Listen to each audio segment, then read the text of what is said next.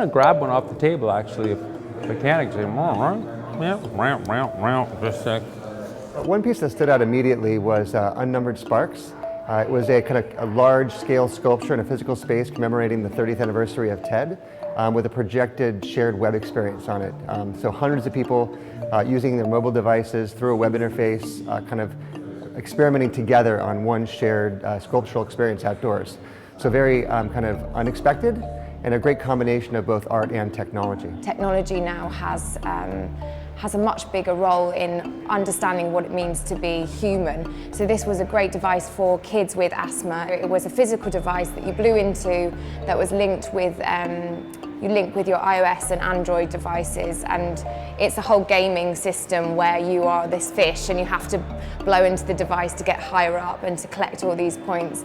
And I think it was just a really nice execution of how technology can really empower being human, but in a really playful and fun way. It was the Cosmo magazine. Did you see it? This issue was designed to basically highlight the problem and the issue of honour killings. You know, it had a plastic bag that surrounded the magazine cover with a girl inside that it's designed for you to rip open, and I found it was very powerful, and you know, it was really, really interesting and brilliant to see a fashion magazine like Cosmopolitan tackle that kind of issue. The Like a Girl piece for Always still makes me want to sort of clap at the end of it when I see it. Show me what it looks like to run like a girl.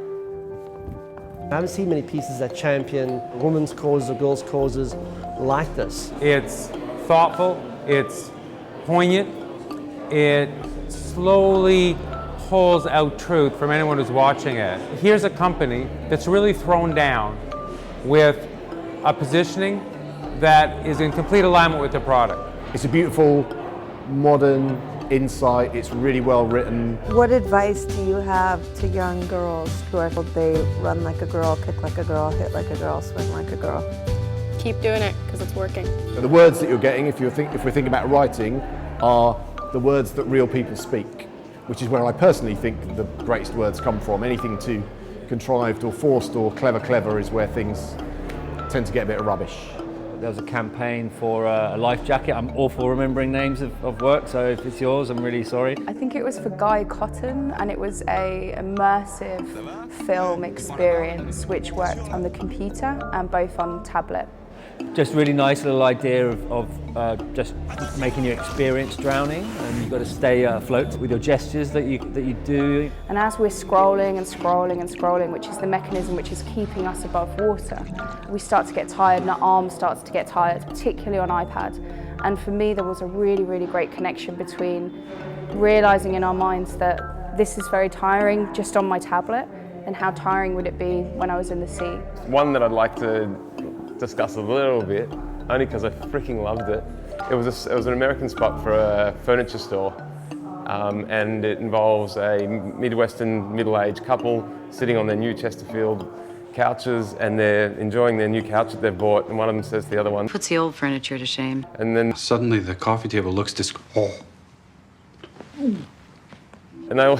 they start dry reaching. The rest of the ad is the two of them dry reaching at how bad the rest of their furniture is. That's a shit description of a good idea. The Bug Splat, We're Not Bug Splats campaign that was done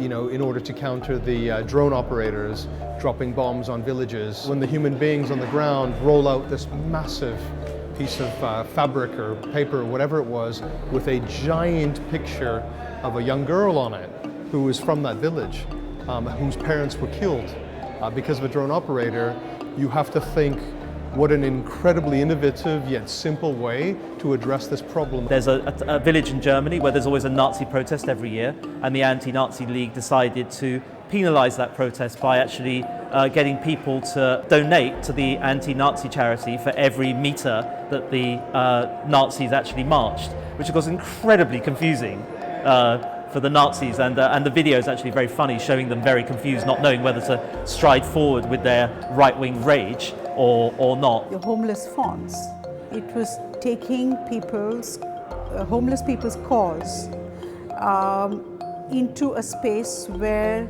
the execution became the product, became the idea, and became the communication. Well, there's a campaign called Talkies, which was for Pedigree Chum, and essentially it was about a radio station for dogs. Sit, stay, enjoy. It's a fantastic use of the medium. It's a really well-crafted piece of work, but also extremely dry, extremely funny. It's more a piece of content than a piece of short-form advertising. The 805 million names for United Nations Food Program. We just felt fresh, felt new. They're basically using a guy's skin, body as outdoor. It was pretty different from everything we saw around there, and the whole thing started cool and got bigger and bigger, and everybody felt that like strong thing here, more than here. When you first look at that, you think that's a Frankenstein book cover, or that's a Moby Dick book cover. But what's actually hidden in all of the stories is a little penguin with a boom, a sound boom, and it's actually advertising Penguin's audiobooks. They made a band to sponsor Hollyoaks. I've never seen this because I'm 36 years old and I don't watch Hollyoaks anymore. Anyway, there was this enormous book where they created an entire history to this